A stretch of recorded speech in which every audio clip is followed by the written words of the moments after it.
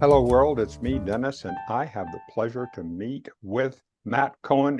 I'm meeting you for the first time, but not the last, Matt. That's Hello. right. Hello, hello. Thank you for having me here, Dennis. Oh, Appreciate it. it is my pleasure. How, you remember in Hamilton where Lin Manuel wrote that, in the room where it happened. Uh-huh. I feel like we are in the room when it happened with Yeah. right now. This is a time I believe that they're going to historians are going to write back on is that this was an inflection point in humanity.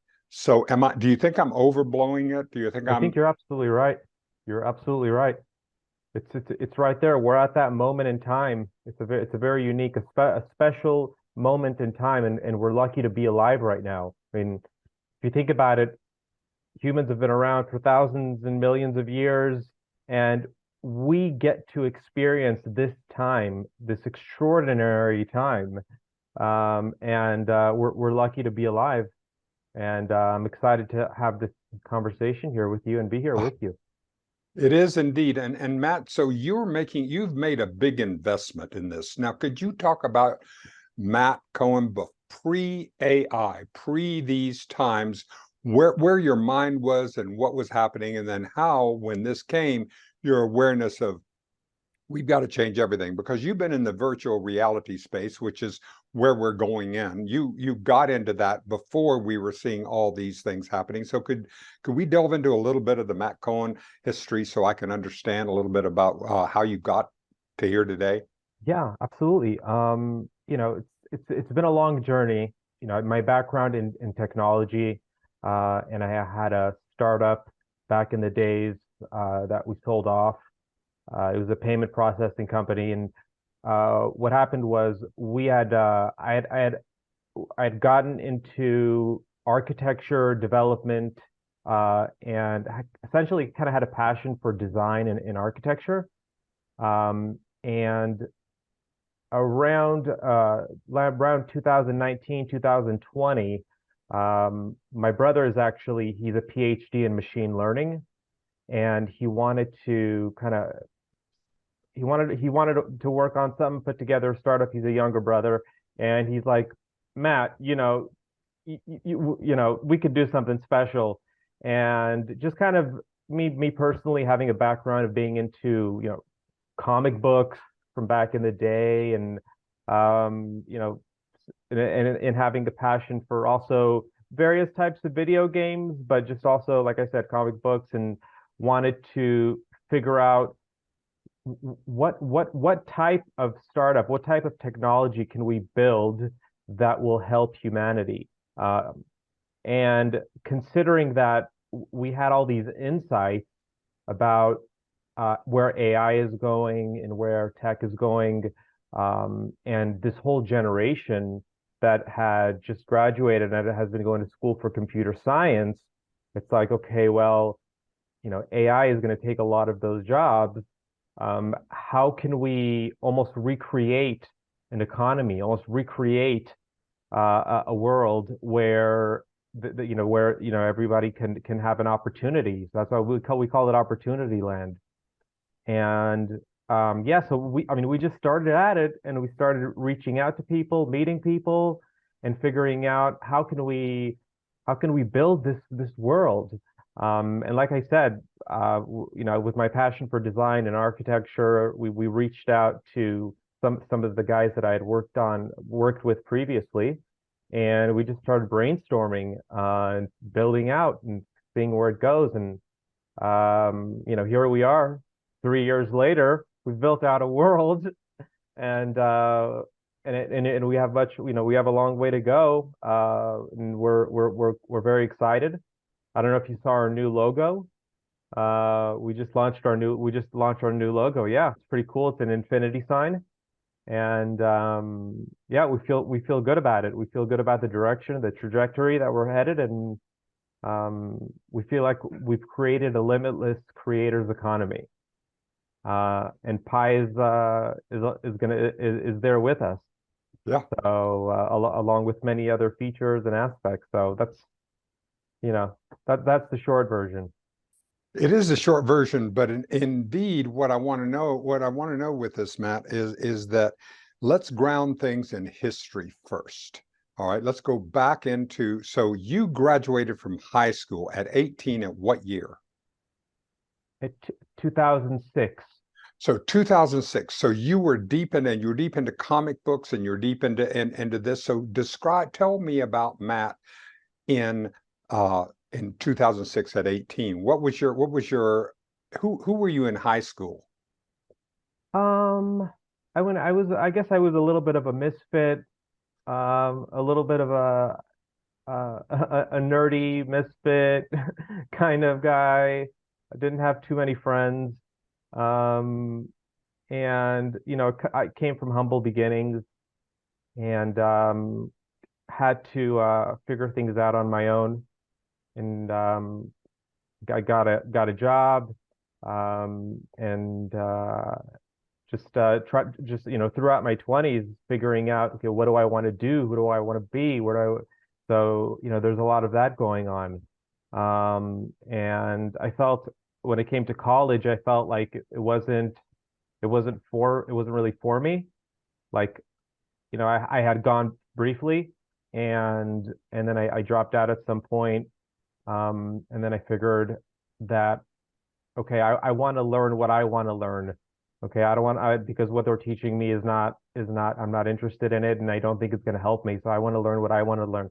So I started teaching myself, through books, through the internet, utilizing whatever technology I had, and like I said, reading a lot of books, and having a circle around me of smart people, to advise with, and that kind of evolved into businesses that I got into, and then finally finding my path, until where we are now.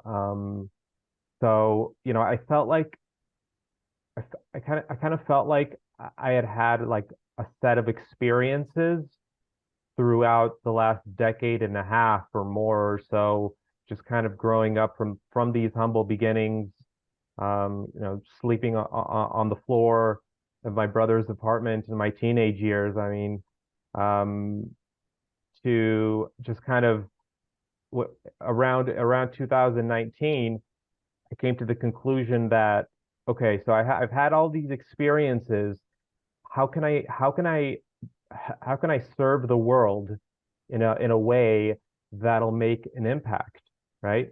Um, so we started building out, and we started in 2020. We started taking things to the next level, and building things out, connecting with the right people, and yeah, it's been quite a wild ride. It's been a journey. Here's what I want to know. Where does your altruism come from? Because there's a depth to everything that you have, is that you want to leave the world a better place. You want to make a difference and make it. So where does that streak come from, Matt? Well, uh, I have a quite a big family. My siblings were eight in total. So I have five younger siblings that are teenagers, and up until early 20s. And yeah, so I mean, I have a big family, and thinking about that, and just kind of like the next generation, what's their life going to be like? Somebody has to build their life. Somebody has to make a better life for them. And I kind of took it upon myself that I have these sets of experiences, and um wanted to make the world a better place. um and I think we're on our way. I do too. And when AI and ChatGPT and all began to really to hit and to get out into the world, and things are just evolving so quickly. Yeah. This is really the disruptor that is going to end up changing everything. I mean, the things of what you might have been pushing now they're going to be happening. So it's whoever's going to be out there to be able to pick up the pieces, rearrange them, make it into a new kind of creation, new kind of ways of working, of ways of living. All of these have to happen because it's the Wild West. You're absolutely right. It is. And if you think about it, the way we're working now, this remote work, doing quite a bit of research, and my personal belief, talking to many smart people, is remote work is not exactly the right way of working as far as productivity goes. So what we've done is we've created this hybrid work that we believe it's going to change productivity, and it's going to change the game in many ways, where it's going to allow people to not be so isolated, because this remote work makes people of all ages feel isolated, feel lonely, and it's not the right way. There's a better way, and we feel like we've created a better way.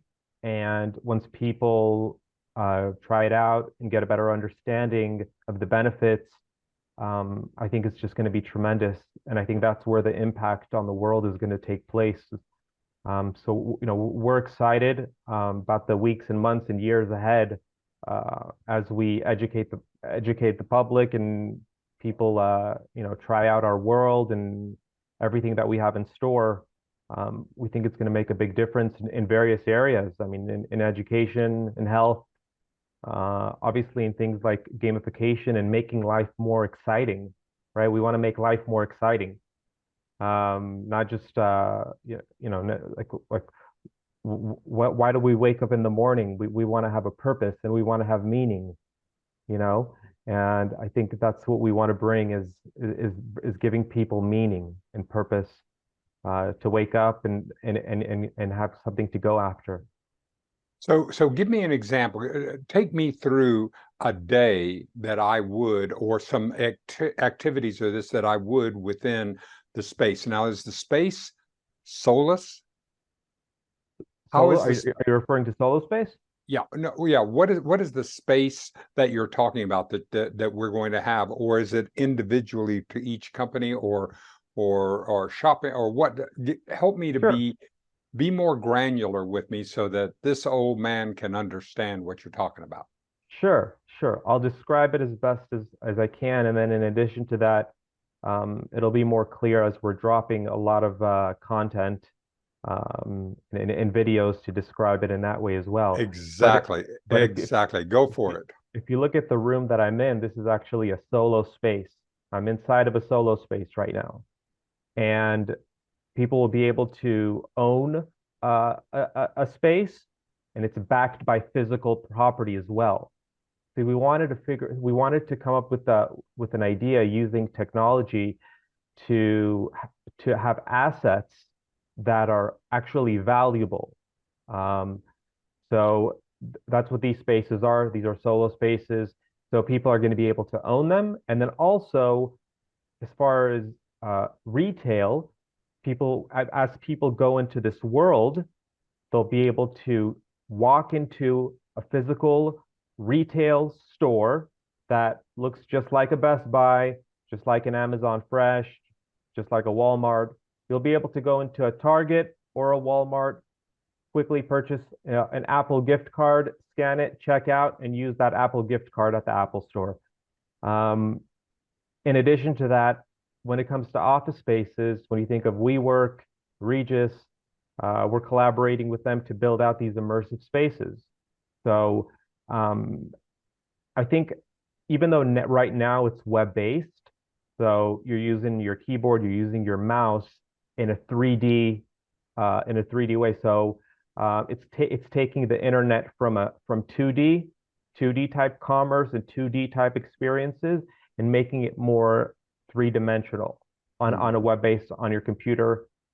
At the same time, it's going to be transitioning into glasses, as adoption comes around, because, for example, Apple's glasses, their first versions are like 3,400. That's not going to be, but there's going to be other versions that are going to be more, that the price points are better. obviously there's Quest and HTC and various other ones that are part of the ecosystem. And yeah, I mean, just like in the real world, it's like we came together as a team and we said, okay, so what do people do in the real world? Well, they go to events and they go to the mall and they go to the office and they go out and meet each other and they go to meditate. They might be on the beach. So all these experiences of a real world is what we've built out in our cities. So we have a network of 7 cities. Okay. And this network of 7 cities also it goes into the real world of real cities. So for example, we're building out a community in Arizona. We're building out a community in Utah right now. And we've already built a community in Hollywood. So it's essentially it's a digital twin. So we're a B2B2C photorealistic digital twin meta world.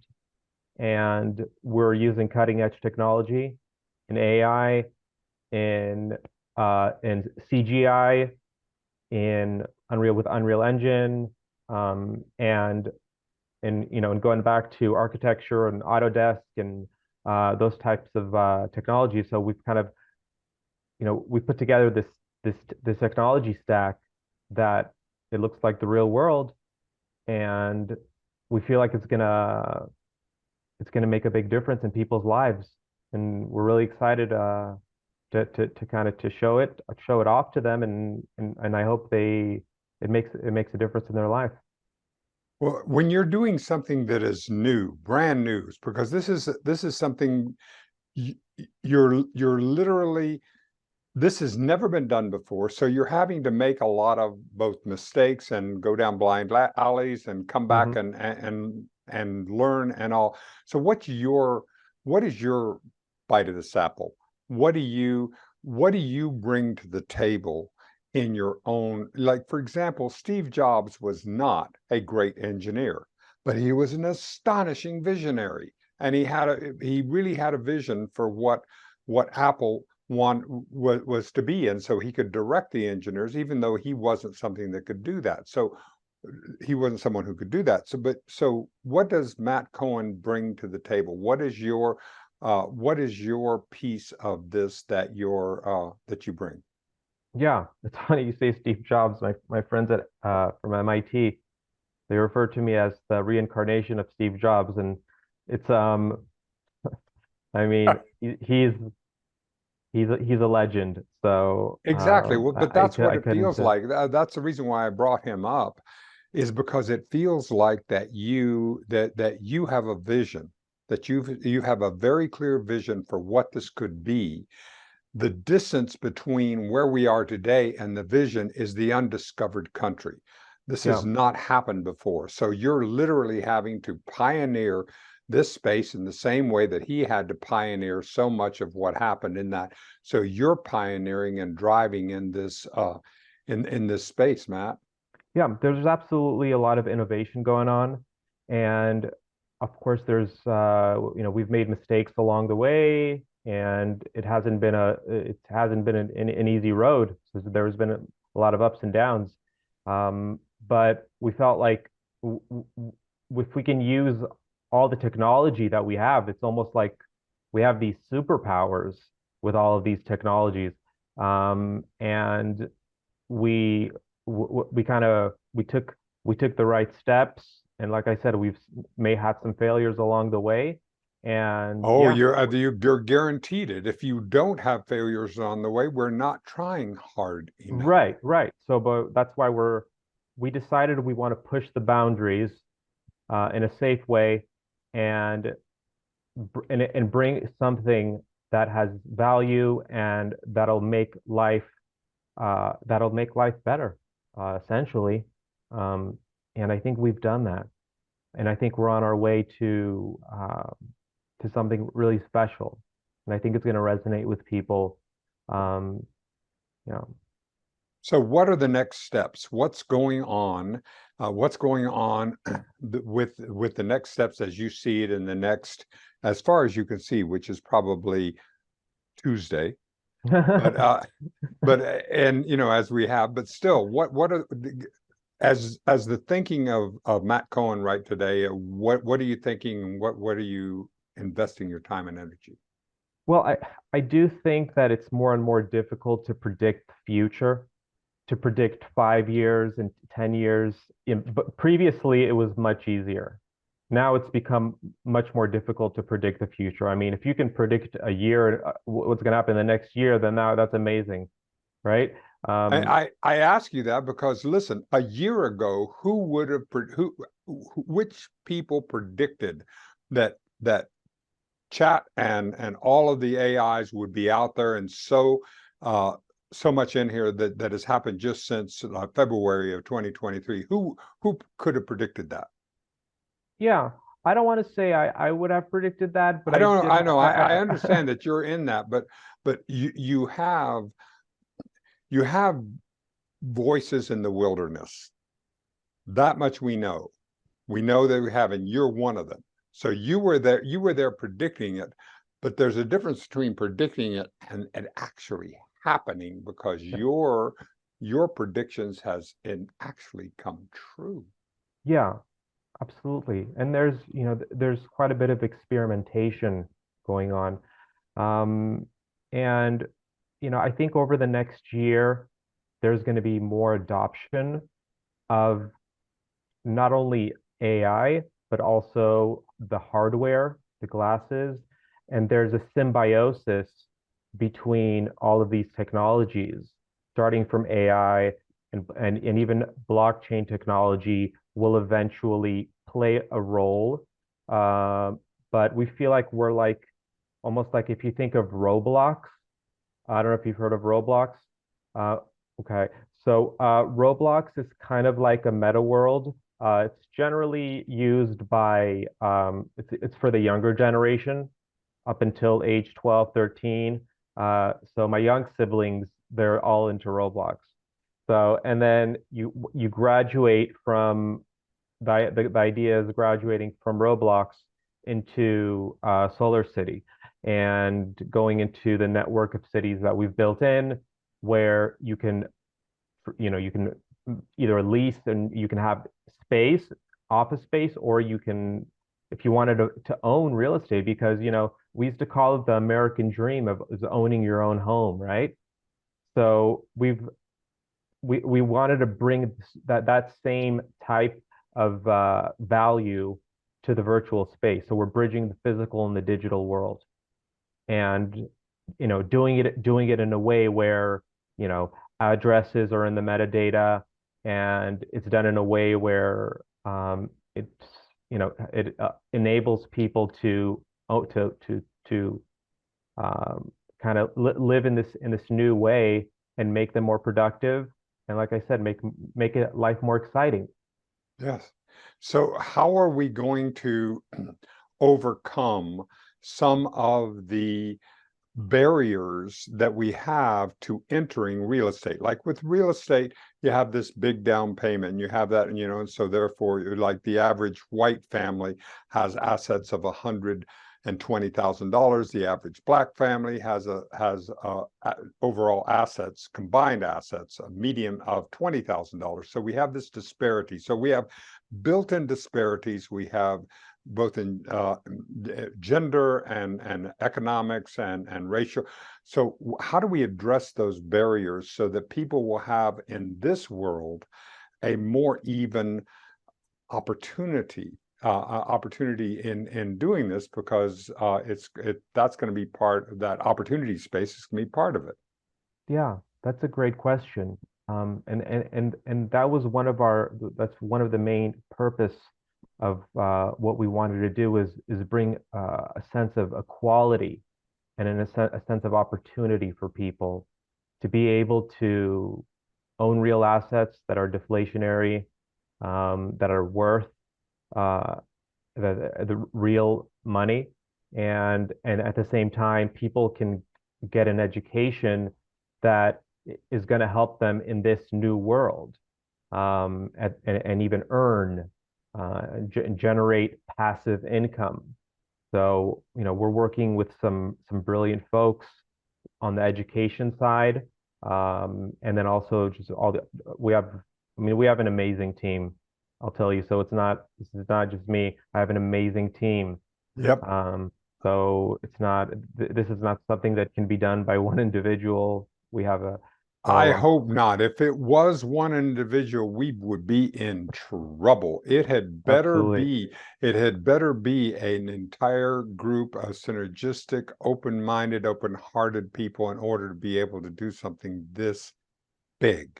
Yeah, absolutely. I mean, it's quite an ambitious project. It's quite an ambitious organization, and fortunately, by the powers that be, brought us together, and with an open mind, and kind of supported us through the rough days, through the failures, through the ups and downs, to where we are today. Um, so yeah, it's definitely a Well, fantastic Matt, group. let me ask you about that. Have you noticed, because we had this dip in VC funding for technology for a while, and then suddenly in February, March, April, May, suddenly as AI and as the chat and all this, suddenly money started to come back. Are you seeing a difference for you? Are you seeing a difference in people being interested that were not interested before, considering we're taping this in June of 2023? Yeah, there's absolutely more interest, especially now in the position that we're in, where it's quite clear that we've built out something that's quite unique, that's quite special, and we're getting quite a bit of interest, and we're going through that whole process, and giving folks an opportunity to join us for the journey. And yeah, it was challenging. When you say 6 months ago, it was challenging, because if you wanted to raise capital, it wasn't going to happen. I mean, unless you had just some kind of magic cure, it wasn't going to happen. So No, no, it was very dry times. right, but so what we did is we said, hey, you know what? We'll just keep building. We'll just keep building, and we'll just keep improving our product. And we did that, and now it resonates, and now more people understand that, hey, this is actually a meta world with AI and various types of aspects, and that you know that they understand that they may want to get in at this point. So yeah, so we're having these Congratulations, conversations. and thank you for staying with it through the challenging times and being able, because that's the The thing, is that when we perseverance. can, if we can stay with it when times are dry, and we're and just continue to be able to do those steps and continue to develop, this is what we're getting a chance to do. Yeah, that you're absolutely right. So I mean, I hope I inspire people to not give up, and whatever they want to do in their life, that yes, there's AI, yes, it's taking away jobs, and yes, there's challenges, but it's actually going to make people more productive. And there's a way for you to find that happiness in your life, and find meaning, and purpose. And if you go the right direction, and you persevere, that anything is possible. So we do hope. Wonderful.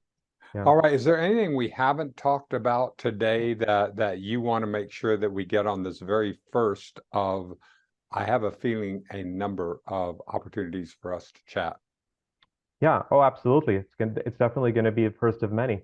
Um, yeah, I mean, I would just say, I hope, people, as they check us out, we're gonna have there's gonna be updates on a regular basis on our platform. Uh, so it's not gonna be perfect, because this is real time. This is real life, and this is real time. So this Yes. is something that's never been done before.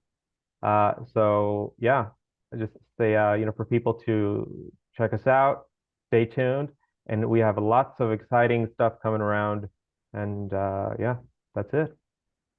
Can't wait to hear it. Matt, thank you so much for joining me today and being on this first reasonably spontaneous conversation. And I look to having a station there, someplace where I can invite people to sit down and have conversations and be able to put them out there. I want to be one of the broadcasting entities within your space. So You start got it. figuring out how to reserve a space for it, and we'll talk to see Oh what yeah, we can do. Okay. I'll do it. I'll set it up. That's All right. yeah. Thank you, Matt, and thank you everybody for joining us on Reasonably Spontaneous Conversation. Matt Cohen and I, my new friend, and I'm looking forward to seeing what we can do together. All right.